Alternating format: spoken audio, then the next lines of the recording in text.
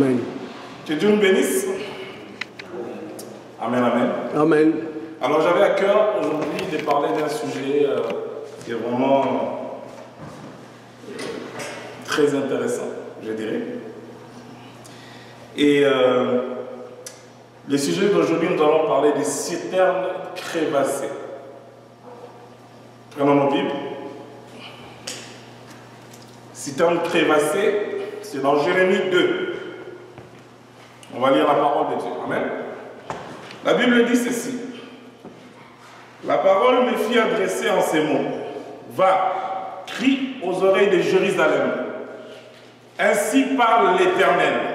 Je me souviens de ton amour lorsque tu étais jeune, de ton affection lorsque tu étais fiancé. Quand tu me suivais au désert, dans une terre inculte, Israël était consacré à l'Éternel. Il était les prémices de son revenu. Tous ceux qui en mangeaient se rendaient coupables. Et le malheur fondait sur eux, dit l'Éternel. Écoutez la parole de l'Éternel, maison de Jacob. Et vous, toute famille de la maison d'Israël. Ainsi parle l'Éternel. Quitte, quelle iniquité vos pères ont-ils trouvé en moi pour s'éloigner de moi et pour aller après des choses de néant et n'être eux-mêmes que néant. Ils n'ont pas dit où est l'Éternel, qui nous a fait monter du pays d'Égypte, qui nous a conduits dans le désert, d'une terre aride et pleine de fosses, dans une terre où règne la sécheresse et l'ombre de la mort, dans une terre où personne ne passe, où n'habite aucun homme. Je vous ai fait venir dans un pays semblable à un verger, pour que vous en mangez les fruits et les meilleures productions. Mais vous êtes venus et vous avez souillé mon pays. Et vous avez fait de mon héritage une abomination. Les sacrificateurs n'ont pas dit où est l'Éternel.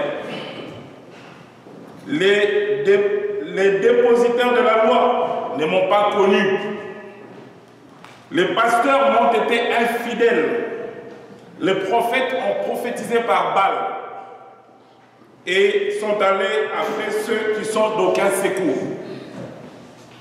C'est pourquoi je vais encore contester avec vous, dit l'Éternel. Je vais contester avec les enfants de vos enfants. Passez aux îles de Kittim et regardez, envoyez quelqu'un à Kédar. Observez bien et regardez, il n'y a rien de semblable. Y a-t-il une nation qui change ses dieux? Quoi qu'il n'en soit pas des dieux. Et mon peuple a changé ma gloire contre ce qui n'est d'aucun secours. Cieux, soyez étonnés de cela. Frémissez d'épouvante et d'horreur, dit l'Éternel, car mon peuple a commis un double péché.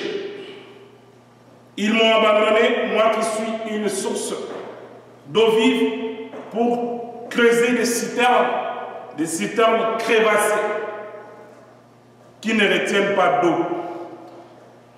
Israël est-il esclave, acheté ou né dans la maison? Pourquoi donc devient-il une proie? Contre lui, les lionceaux rugissent, poussent leurs cris, et ils ravagent son pays. Ses villes sont brûlées, il n'y a plus d'habitants, même les enfants des nobles et des Takpanès te briseront le sommet de la tête.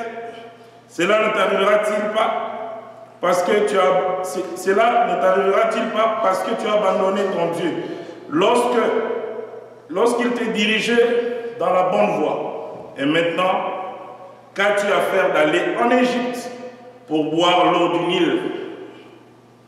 Qu'as-tu à faire d'aller en Assyrie pour boire l'eau du fleuve? Ta méchanceté te châtira et ton infidélité te punira. Tu sauras et tu verras que c'est une chose mauvaise et amère d'abandonner l'Éternel ton Dieu et de n'avoir de moi aucune crainte, dit le Seigneur, l'Éternel des armées. Amen. Amen. Très bon texte. Amen, amen.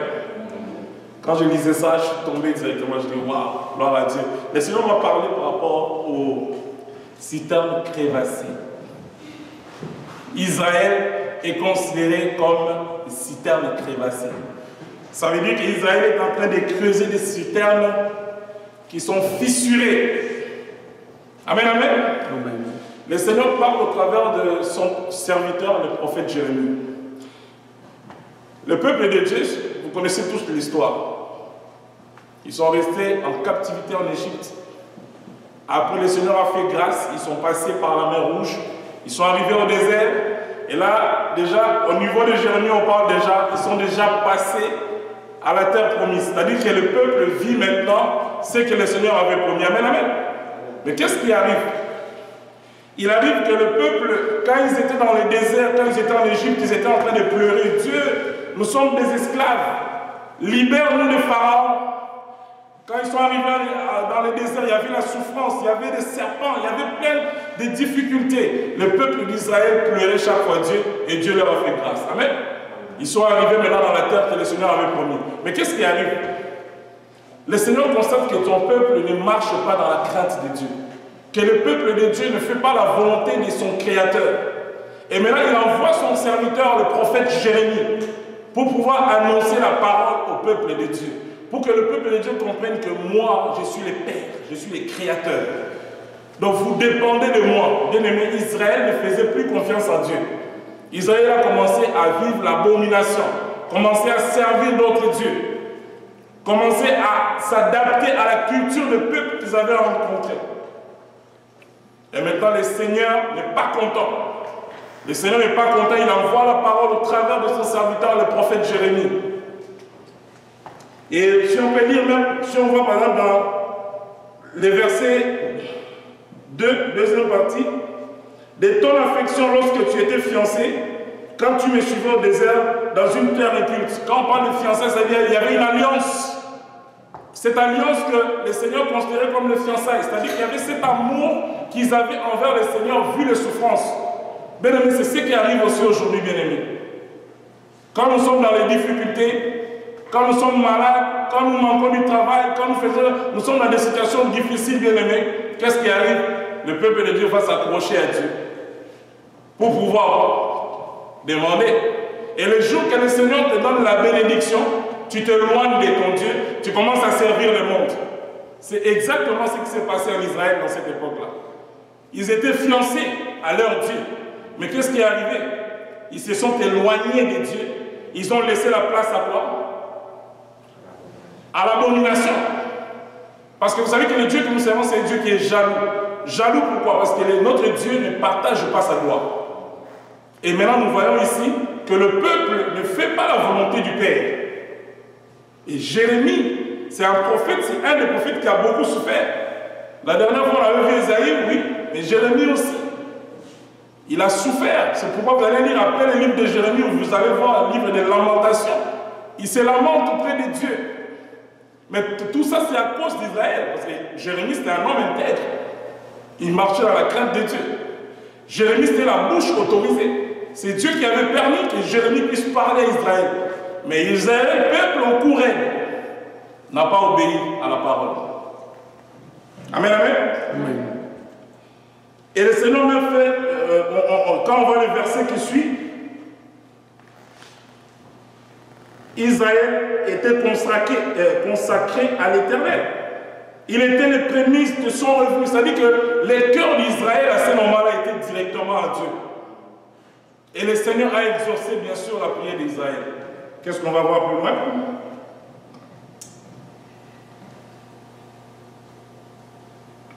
On voit qu'ici, le peuple commence à se comporter comme il veut. Si on lit par exemple le verset, mettons, le verset 8, la Bible dit que les sacrificateurs n'ont pas dit où est l'Éternel. Bien aimé, aujourd'hui nous voyons aussi. Les pasteurs sont infidèles. C'est la Bible qui le dit. Nous avons dit la dernière fois, chaque fois que nous allons parler d'Israël physique, nous devons faire un parallèle avec l'Israël spirituel que nous sommes. Si le Seigneur a averti par Jérémie, les choses que nous sommes en train de lire aujourd'hui dans Jérémie 2, ce sont des choses qui se manifestent aujourd'hui. Les sacrificateurs aujourd'hui, c'est qui? C'est le serviteur de Dieu. Qu'est-ce que la Bible dit ici? La Bible est en train de dire que les sacrificateurs n'ont pas dit où est Dieu. Aujourd'hui, nous voyons, bien aimés, au lieu de parler de Dieu, nous avons dit ici dans cette assemblée, nous parlerons toujours du royaume. Parce que Jésus-Christ qui est notre modèle, il a toujours parlé du royaume des cieux. Mais qu'est-ce qui arrive de nos jours? Nous voyons que les serviteurs de Dieu ne font pas la volonté de Dieu. Ils ne parlent pas du royaume. Ils ne parlent que de l'argent. Ils ne parlent que de choses matérielles. Ici, on constate que les sacrificateurs n'ont pas dit où est Dieu. Donc, c'est-à-dire qu'ils ne montrent pas le chemin de la vie aux enfants de Dieu. Mais comment est-ce que vous voulez que le peuple de Dieu soit sauvé si les serviteurs n'arrivent pas à montrer le vrai chemin qui est Jésus-Christ? L'évangile doit être basé sur Jésus. Amen. Amen. L'évangile doit être basé sur celui qui est mort à la croix pour nous. C'est ça qui est important. Les choses du monde, tout passera, sauf la parole. La parole, c'est Jésus-Christ. Amen. Amen. La parole, c'est le roi des rois, c'est le Seigneur des seigneurs, c'est Jésus-Christ. Amen, amen. Donc nous devons focuser, nous devons regarder vers la parole, parce que c'est là qu'il y a la vie éternelle. Les dépositaires de la loi n'ont pas connu. Les pasteurs ont été fidèles. L'infidélité est physique et spirituelle. Soyons fidèles à Dieu, bien-aimés. Sinon, il va frapper. Bien-aimés, vous allez voir. Nous sommes dans le temps de la frappe. Les messages vont être centrés sur la repentance et sur le royaume. Parce que, bien-aimés, l'objectif d'un enfant de Dieu sur terre, c'est la vie éternelle en Jésus-Christ. Amen, amen. Alors, si nous sommes là pour parler de l'argent, de parler de vêtements, de voitures, de maisons, nous sommes à côté du plan de Dieu. Le but d'un enfant de Dieu sur terre, c'est de chercher le royaume, rien que le royaume. À quoi ça sert? Tu dis que non, j'ai servi Dieu, j'ai eu une famille, j'ai eu des enfants, j'ai eu des maisons, des voitures, j'ai tout eu. Et qu'à la fin, le Seigneur te dit, je ne t'ai jamais connu. Grincement des dents. Bien aimés, faisons attention. Et plus loin, le prophète va encore annoncer à Israël. Verset 11. Mon peuple a changé ma gloire contre ce qui n'est d'aucun secours. Bien aimé, il y a des gens qui prennent du bois, ils mettent le bois, ils prient. Le bois qui est créé d'abord pour que ça arrive au niveau du bois, qui a créé là. Au lieu d'adorer les créateurs, les gens sont en train d'adorer les créatures. Et ça n'a aucun secours. Bien aimé, si tu prends un bois, tu le mets dans le coin de ta maison, tu commences à adorer ce bois-là. Le bois ne fera rien dans ta vie. Les statues que nous voyons. La Bible dit. Aucun secours. Parce que le bois ne parle même pas. Il ne respire pas. J'ai juste pris l'exemple du bois. Aujourd'hui, l'adoration, c'est plein de choses. C'est plus que même. Les gens, il y a même certaines personnes qui vont adorer leurs femmes au lieu d'adorer Dieu. D'autres vont adorer leurs maris, leurs enfants. Nous avons même vu des gens qui n'arrivaient pas à avoir des enfants parfois. Et le Seigneur te donne les enfants, tu commences à adorer ces enfants-là. Parfois, tu ne veux plus aller dans la présence de Dieu. Au contraire, si le Seigneur t'a donné des enfants, même dans la difficulté comme ça, c'est le temps de glorifier Dieu, de le remercier parce que c'est une grâce. Il y a encore d'autres personnes qui sont en train de chercher, qui n'ont pas encore eu des enfants. Israël, reviens à ton Dieu. Israël, reviens à ton Dieu. Nous sommes Israël spirituel. Amen. Et le Seigneur dit encore, dans verset 13, car mon peuple a commis un double péché. Ils m'ont abandonné, moi qui suis une source de vie. Bien aimé, Jésus-Christ c'est la source de vie. Amen, amen, amen. Jésus c'est la source de vie. Nous allons le voir tantôt. Il est la source de vie. Comment est-ce que tu peux abandonner là où ta vie réside? Bien aimé, à cause des choses du monde. Les chrétiens sont distraits. Ça n'a pas commencé aujourd'hui, c'est ce que nous sommes en train de voir. C'est l'exemple de nos pères, Israël, physique. Et ça se répercute encore aujourd'hui. Ça s'empire encore. Surtout que nous sommes maintenant à l'heure de médias où on peut voir n'importe quoi, on peut voir des choses abominables. Parce qu'à leur époque, il n'y avait même pas d'Internet, il n'y avait pas de Facebook. Mais vous voyez déjà. Et aujourd'hui, le diable s'est encore déchaîné. Le diable sait que c'est les derniers temps. Il est en train de ravager.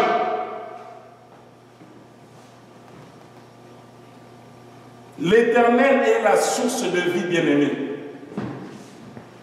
Source de vie. Il est l'eau vive. L'eau vive, c'est l'eau qui coule. Cette eau-là ne finit pas. La Bible dit qu'elle ne tarit pas.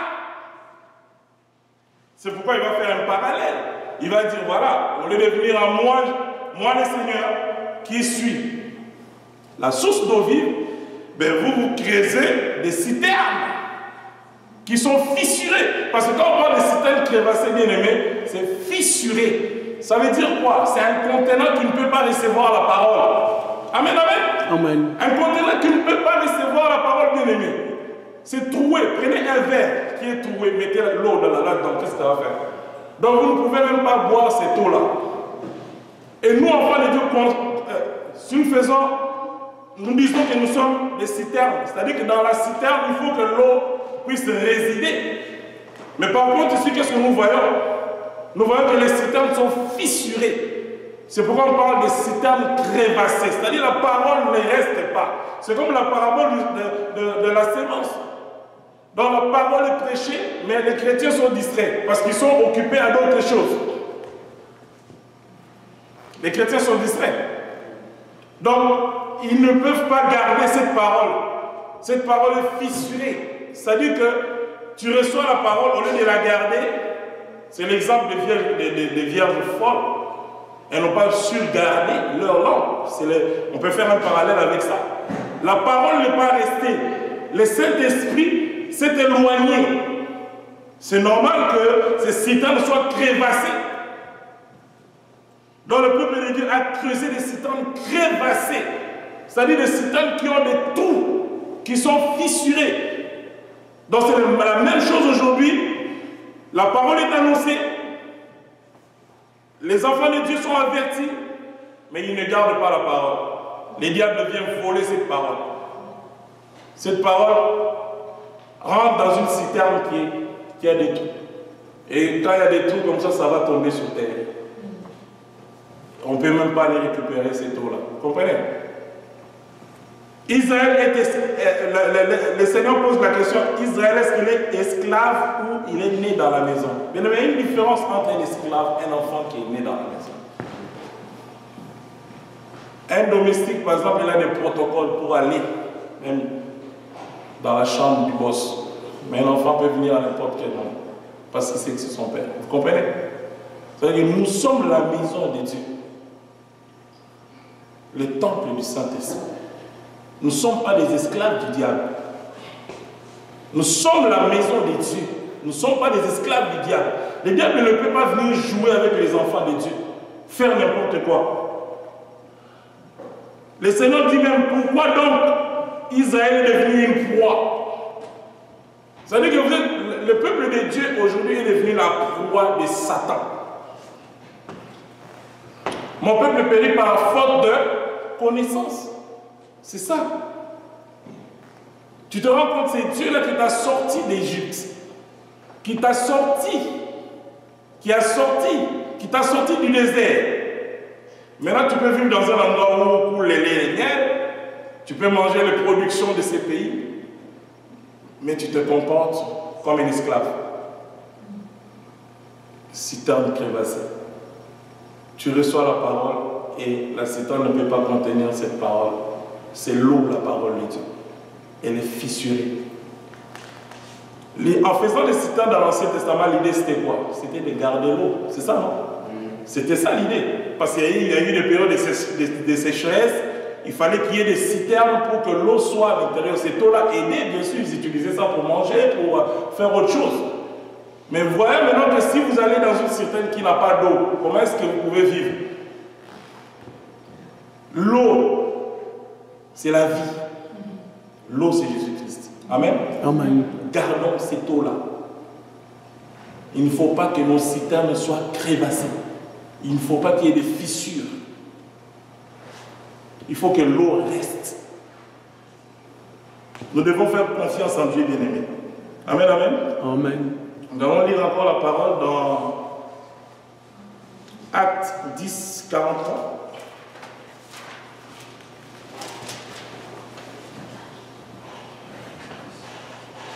La Bible dit ceci.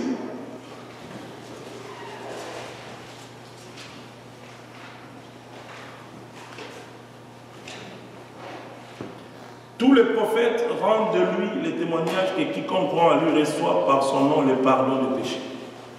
On parle des vrais prophètes, on ne parle pas des faux prophètes. Comme exemple de Jérémie, Esaïe. Bien aimé, le peuple de Dieu, je nous conseille, parce que moi-même je fais partie du peuple de Dieu, répentons-nous, marchons dans la crainte de Dieu. Dans ce temps de la fin, c'est le message que nous allons continuer à taper tout le temps. C'est le temps de la fin. Le Seigneur revient à n'importe quel moment. Répentons-nous, ne soyons pas des citernes crévassées. Gardons la parole. Quand la Bible dit que tout passera sauf la parole, gardons cette parole. Et c'est ça qui fera que nous puissions hériter de ce royaume. Parce que si on garde la parole, on va la mettre en pratique. Si on garde la parole de Dieu, on ne fera que la volonté de notre Dieu. Répentons-nous. Jésus-Christ, c'est l'eau de vie. C'est eau qui ne tarit pas. Amen, amen. Amen. Cette eau ne tarit pas. Il est l'eau de vie. On peut le lire. Si nous prenons Jean 7, 37, la Bible dit quoi? Le dernier jour, le grand jour de la fête, Jésus se tenant debout s'écria, si quelqu'un a soif, qu'il vienne à moi et qu'il boive. Jean 7, 37. Celui qui croit en moi, des fleuves d'eau vive couleront de son sein, comme le dit l'Écriture. Il dit cela de l'Esprit qui devait recevoir ceux qui croiraient en lui, car l'Esprit n'était pas encore, parce que Jésus n'avait pas encore été glorifié. Amen. Il dit, c'est lui qui croit en lui. Donc si tu fais confiance en Jésus-Christ, la Bible dit quoi? Les fleuves d'eau vive vont couler en ton sein. Le fleuve d'eau, c'est-à-dire le fleuve d'eau vive, c'est la révélation. Parce que ça coule. Vous comprenez? Parce que même dans les citernes, on voit que l'eau est quand même compressée. Parce que l'eau reste dans un seul endroit. L'idée c'est aujourd'hui. Parce que c'est l'Ancien Testament. Dans l'Ancien Testament, ça devait rester dans les citernes. Mais aujourd'hui, le Seigneur nous appelle à des fleuves. Il faut que l'eau coule. Parce que le Saint-Esprit est arrivé, bien aimé. On ne peut pas rester avec des mentalités archaïques qui sont bâclées. Il faut que le Saint-Esprit agisse en nous. Et le Saint-Esprit nous convainc du péché et du mal. Le Saint-Esprit nous convainc que je dois faire la volonté de notre Dieu. C'est ça, garder les bagages. Que cette eau-là ne soit pas fissurée, que les citernes ne soient pas fissurées, crevassées. C'est ça, garder la parole, c'est ça. Quand le Saint-Esprit vient, il te remplit. Et là, tu peux donner ce que le Seigneur a mis en toi. Amen. Amen. Notre Dieu, c'est un Dieu de renouvellement. C'est un Dieu de renouvellement. Il n'est pas un Dieu rituel, bien aimé. Et les chrétiens doivent aller à la source, qui est Jésus-Christ. Mais aujourd'hui, nous voyons que les gens font des choses à leur convenance. En fait, c'est une forme d'eau stockée. C'est comme ça que je compris. Quand on parle de citernes, c'est de l'eau stockée, c'est de l'eau qui reste à un seul endroit. Il faut que de l'eau coule. Le fleuve de l'eau doit couler. Il faut que le Saint-Esprit agisse. Nous ne devons pas être d'esprit fermés, enclavés. En 2001, tu avais une révélation, tu bloques. Mais la même révélation, Dieu peut te le montrer différemment aujourd'hui. Il faut que ça coule. Il faut que ça coule. La révélation est progressive. Amen, amen. Amen. Donc bien aimé, marchons dans la crainte de Dieu, faisons la volonté de notre Dieu. C'est vraiment très très important. Comme nous l'avons vu dans le livre de Jérémie, nous voyons que le peuple de Dieu a été désobéissant envers Dieu. Un peuple idolâtre. Le Seigneur déteste l'idolâtrie. s'il y a quelque chose que Dieu déteste plus, c'est l'idolâtrie, parce que tu partages sa loi. Bien-aimés, faisons attention. Et comme nous lisons dans le verset 18, et maintenant, qu'as-tu à faire d'aller en Égypte pour boire l'eau du Nil? Quand nous voyons l'Égypte, c'est l'image de ce pharaon, c'est le diable. Mais le peuple de Dieu a encore envie de rentrer en Égypte pour aller boire l'eau du Nil. L'eau qui est polluée, qui est impure. Parce que c'est l'eau de Satan. Vous savez que l'image de Pharaon, c'est Satan. Satan, c'est l'image de Pharaon. Maintenant, le peuple de Dieu, c'est ce que nous voyons aujourd'hui. Hein. Le peuple de Dieu, au lieu de rester dans la présence de Dieu, que le Seigneur leur remplisse de sa présence, de son amour, de son esprit, que la parole réside en eux. Mais non, ils sont en train de retourner en Égypte. L'Égypte, c'est le monde, c'est le diable. Vous savez, quand le diable est descendu, Dieu l'a laissé avec toute sa puissance. C'est pourquoi il agit. Minimisons pas cet aspect. Le diable est encore puissant. Parce que le Seigneur l'a lâché avec sa puissance. C'est pourquoi nous devons être prudents. Le peuple de Dieu est corrompu par rapport à cela. L'eau du Nil, c'est l'eau de Satan. Israël, regarde, la femme de Lot, elle a regardé comme ça. Qu'est-ce qui est arrivé? Elle est devenue statue de sel. C'est-à-dire, quand tu sors déjà de Sodome et Gomorrhe, quand tu sors d'Israël, quand tu sors, excusez-moi, d'Égypte, la ville, le pharaon, le pays des pharaons, quand tu sors de là, tu ne peux plus regarder en arrière. Maintenant, tu dois regarder vers la vie éternelle. Mais le peuple de Dieu retourne boire de l'eau impure. C'est pourquoi vous allez voir même que dans la chair, les paroles qui sont annoncées, c'est des paroles sataniques. Le peuple de Dieu est envoûté. Le peuple de Dieu est envoûté. C'est pourquoi la parole ne peut pas rester. Vous savez déjà, bien aimé, comme j'ai dit dans le passé, les canals, c'est quelque chose de très important. Parce qu'on a vu tantôt les sacrificateurs. Et les pasteurs sont infidèles. Infidèles à Dieu et aussi infidèles à eux-mêmes. Ils sont infidèles. Parce que si tu es infidèle à Dieu, tu es infidèle à toi-même. C'est-à-dire que tu amènes ta vie vers la mort. Et ici, nous voyons que ils sont encore des pensées de l'Égypte. Ils vont boire de l'eau impure. Et ils vont encore parler de, ici dans la parole, qu'as-tu à faire aller en Assyrie pour boire l'eau? Ils sont pas du fleuve Euphrate. C'est la même chose. Babylone. C'est ça que nous voyons aujourd'hui. Babylone. Le peuple de Dieu reste encore en Babylone. Ils sont contents d'aspirer aux choses du monde. Le frère même vient de le dire. Ici, les gens qui ne parlent que de la prospérité, qui ne parlent que de l'argent. Il y a eu des serviteurs de Dieu. J'ai regardé dernièrement un reportage d'un catcheur. On lui pose la question, mais est-ce qu'il y a un pasteur ici que tu trouves que c'est un pasteur que tu peux dire qu'il est sérieux? Non, c'est des aventuriers. Il dit ceci, il dit, ce pasteur-là, il vient prendre des fétiches chez moi. Il a dit ça comme ça. Il était sérieux. Il dit, mais moi, c'est moi qui donne des fétiches à ces pasteurs. Ouais. Quel exemple vous donnez? Ça veut dire que quand ils se tiennent devant la chair là, ils ont leur... Oh, répandons-nous, frère bien-aimé, marchons dans la crainte de Dieu. Ça veut dire qu'il y a un catcheur qui te donne des fétiches pour faire tomber les gens, pour que l'assemblée soit remplie. Et tu prétends être pasteur. Et ces pasteurs-là, ils se moquent des serviteurs. Un fils du diable se moque des serviteurs et de ses faux serviteurs. Donc ces pasteurs dépendent de lui. Ils ont de la magie. L'Égypte, Pharaon, c'est un magicien. Si nous lisons l'histoire d'Égypte, vous voyez voir. Mais le peuple de Dieu est en train de boire cette eau-là. Babylone, c'est la magie, c'est la prostitution spirituelle. Dieu déteste ça, bien aimé. Mais tout cela va être foudroyé par la puissance de Jésus-Christ. Amen, amen. Jésus va les foudroyer, on va acclamer très fort Jésus. Amen, amen. On ne joue pas avec Jésus. Il est notre Dieu.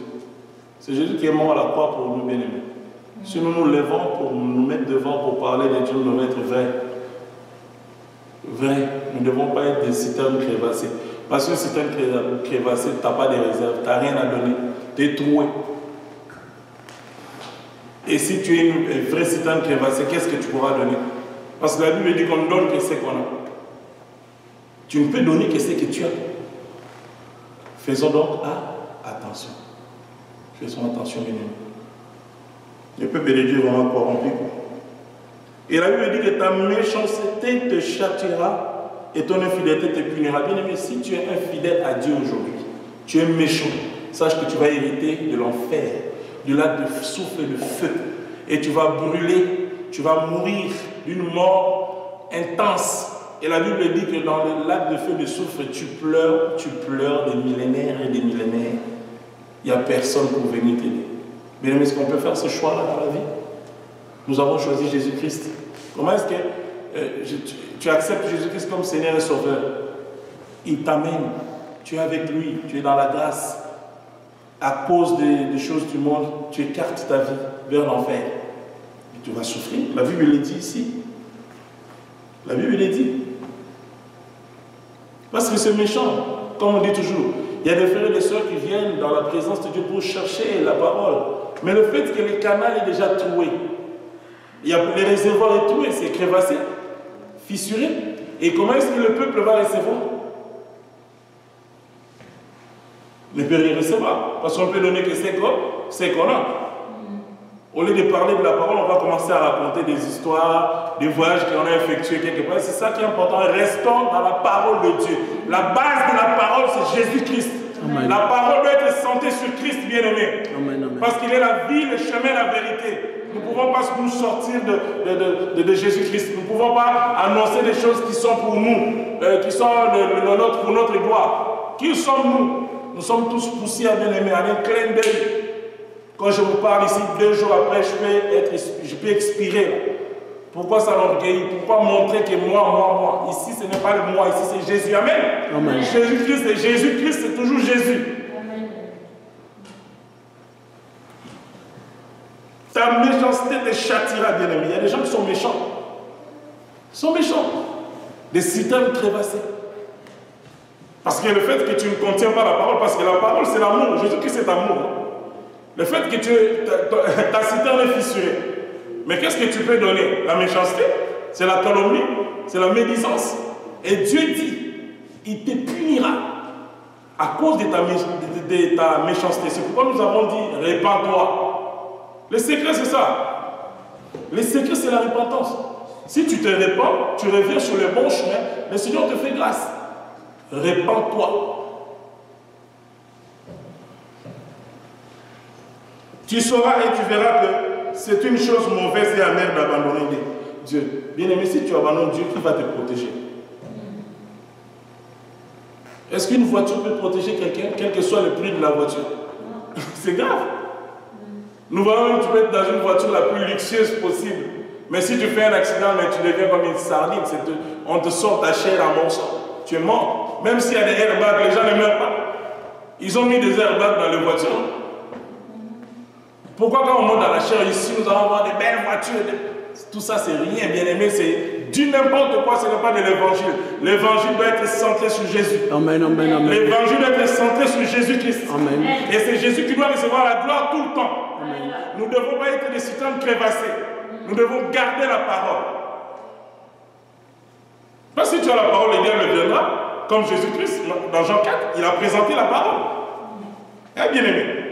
Mais si tu n'as pas la parole, si tu es une citerne crévassée, qu'est-ce qui va arriver? Si tu es une citerne crévassée, ça dit quand le diable viendra, il va t'avoir. On a parlé des bêtes sauvages, effectivement, tu vas être broyé par les bêtes. Et sur la Bible dit que, ici, quand on voit même que pourquoi vous devenez la proie, on dit même, dans verset 15 de Jérémie 2 toujours, les lionceaux rugissent, poussent leurs cris, ils ravagent son pays.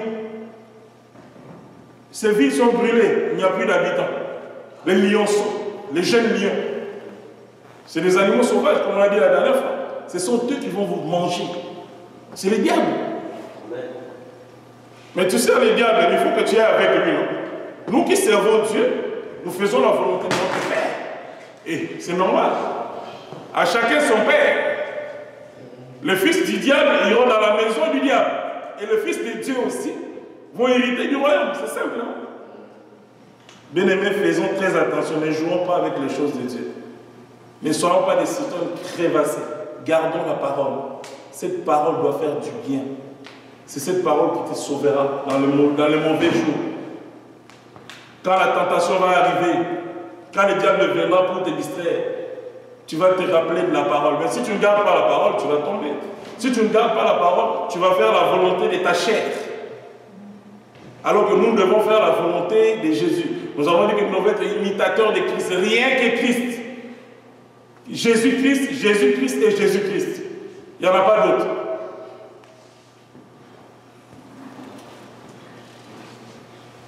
Deux Pierre 2. Amen, amen. Amen. On va partir comme le Saint-Esprit va nous conduire. La Bible dit dans le verset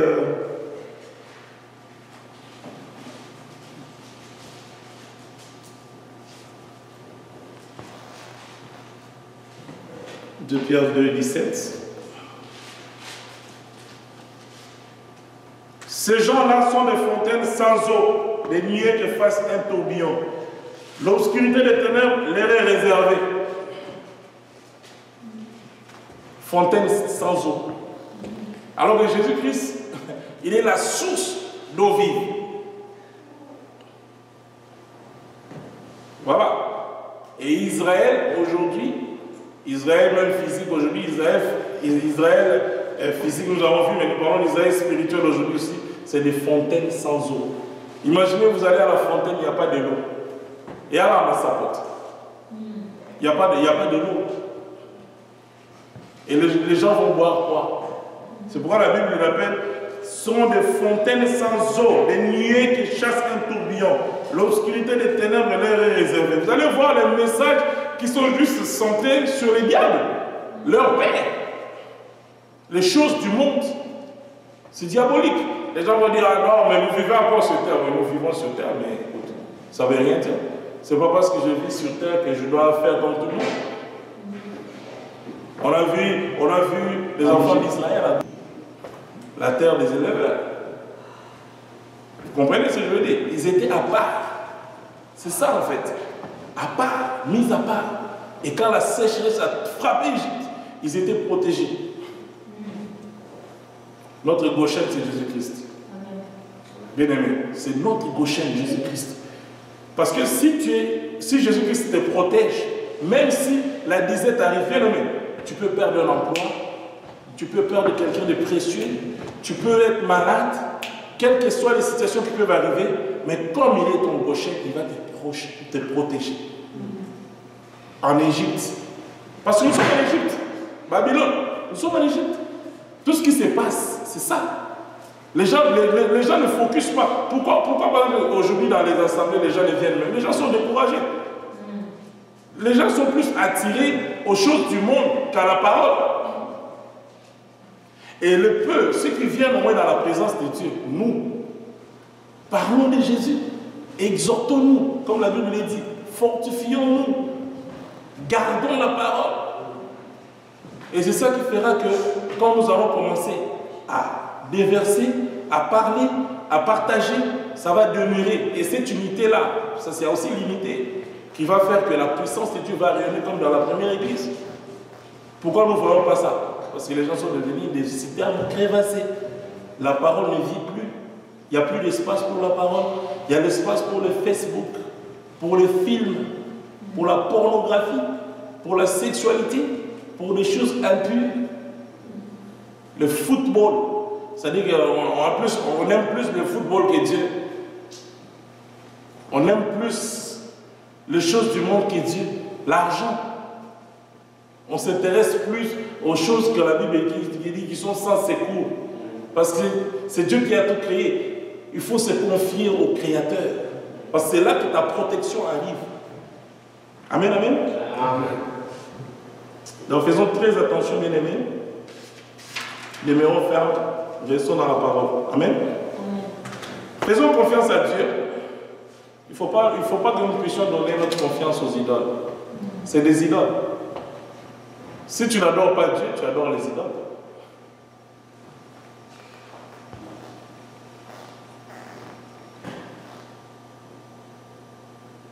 Donc le Seigneur attend cette que nous puissions nous faire confiance.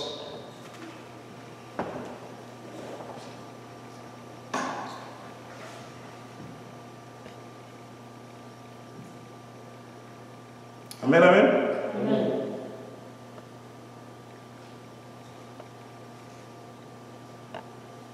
Il y a aussi une autre chose que j'allais souligner par rapport au Nil.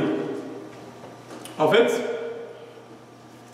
en Égypte, l'Égypte ne dépendait pas des dieux parce que c'était la terre de Pharaon, c'était la terre du diable. À l'époque, quand ils ont fait par exemple des irrigations pour le fleuve Nil, c'était pour arroser, parce qu'il y avait les déserts. Donc l'irrigation du fleuve Nil, c'était vraiment pour faciliter la culture. On peut le voir dans la parole de Dieu, c'était vraiment pour la culture. Ça veut dire que ce n'était pas en fait ici, ils ne dépendaient pas des dieux, ils dépendaient de Pharaon qui était leur maître, pas du vrai Dieu. C'est pourquoi nous voyons aujourd'hui les gens servent encore les pharaons. Les gens servent les diables.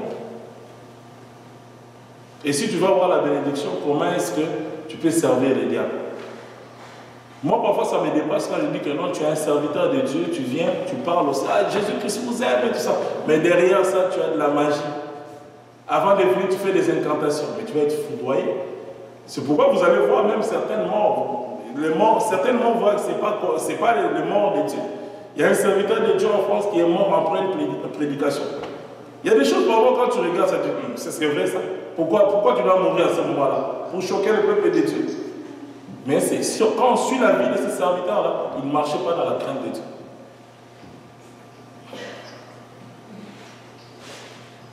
La Bible dit qu'il te protégera. Le Seigneur te protégera. Abraham était rassasié de ses jours. Même certaines morts, c'est des morts qui sont forcées. Je ne dis pas qu'on ne peut pas mourir jeune. C'est le plan de Dieu. Mais une chose est vraie qu'il y a certaines morts, quand tu vois ça, tu dis non, cette mort ici, ce n'est pas Dieu. Tu vois, le Seigneur nous donne les discernements. Un avion qui s'écrase comme ça, est-ce que c'était vraiment dans la volonté de Dieu? Parce qu'il y a eu des chrétiens, même à New York, quand les deux tours sont tombés, il y a certains chrétiens, ces jours-là, ils ne sont pas allés travailler. Il y a des gens qui ont témoigné. Ils ont les Saint-Esprit. Ça vous est jamais arrivé parfois, tu veux sortir, tu veux partir quelque part. Mais parfois tu retournes à la maison, je ne partirai plus. Mais c'est peut-être Dieu qui t'a épargné un accident ou quelque chose de dangereux. Le Saint-Esprit, les discernements. Parfois Dieu nous parle, mais nous les chrétiens ne comprenons pas ça. Parce que nous ne gardons pas la parole. Quand tu ne gardes pas la parole, c'est ça qui arrive.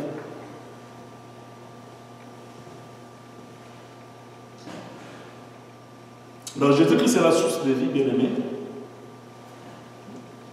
Soyons fermes en tant qu'enfants de Dieu, demeurons fidèles à Jésus jusqu'à son retour. Amen. Amen. On va lire un dernier verset. Apocalypse. Apocalypse 21.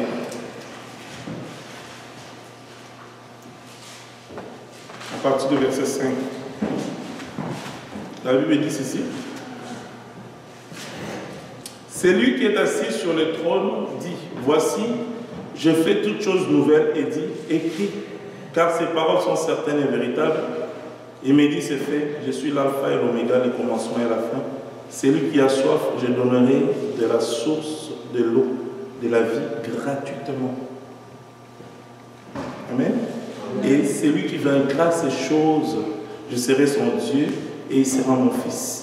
Et verset 8, il dit, mais les lâches, les incrédules, les abominables, les meurtriers, les débauchés, les magiciens, les idolâtres et tous les menteurs, leur pain sera dans les temps ardents de feu et de soufre, ce qui est la seconde mort. Donc, bien aimé, c'est Jésus-Christ qui parle.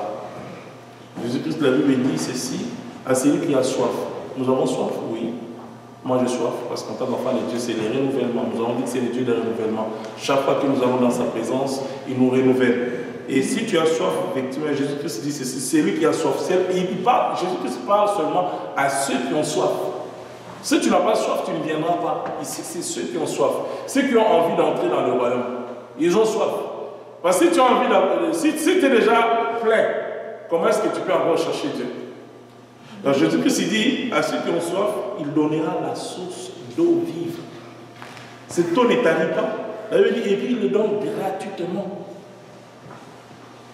Il donne gratuitement. Ce n'est pas comme nous voyons ici, des gens qui demandent l'argent, un fait ceci, comment dire, l'offrande du prophète. Non, gratuitement. Gratuitement. Et il dit à la fin, il faut vaincre. Parce que nous sommes dans un combat, bien aimé. Nous sommes dans un combat. Le diable n'aimera jamais. Si on parle aujourd'hui de citernes crévassées, bien aimé, c'est parce que c'est le diable qui vient voler. Dans la parabole du semeur, il y a 3 terres qui ne peuvent pas contenir la parole. Épineux, rocailleux, et l'autre terre, du sable. Mais la bonne terre, c'est celle qui doit recevoir la parole. Et vous voyez ici qu'il faut vaincre.